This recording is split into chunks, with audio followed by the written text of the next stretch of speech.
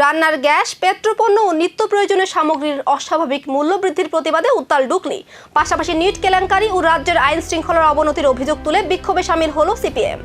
শুক্রবার ডুকলি মহকুমা এলাকায় সিপিআইএম এর উদ্যোগে আয়োজিত হয় প্রতিবাদ কর্মসূচি।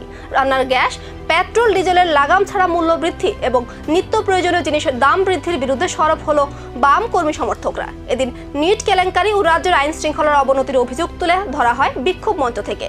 ডুকলি মহকুমা কমিটির নেতৃত্বে পৃথক দুটি মিছিল সংগঠিত হয়। পাশাপাশি জিবি বাজার এলাকায় অনুষ্ঠিত হয় পথসভা। বিক্ষোভকারীদের দাবি, সাধারণ মানুষের উপর লাগাতার অর্থনৈতিক চাপ বাড়ছে, অথচ সরকার সমস্যার সমাধানে ব্যর্থ।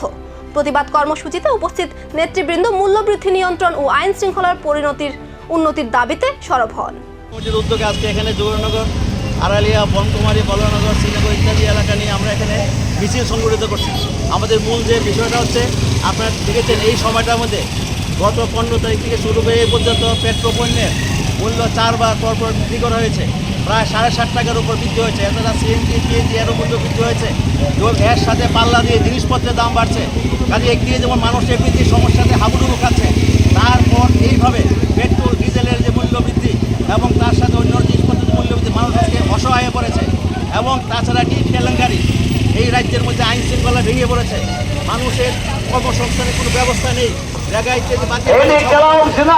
এর বিরুদ্ধে আমাদের মিছিল, এর বিরুদ্ধে আমাদের প্রতিবাদ। মোদী সরকারের যে জনবিরোধী নীতি, সরকারের যে জনবিরোধী নীতি, এই মিছিল থেকে আমরা আওয়াজ অবিলম্বে জায়গা আবার চালু করতে হবে। কর্মসংস্থান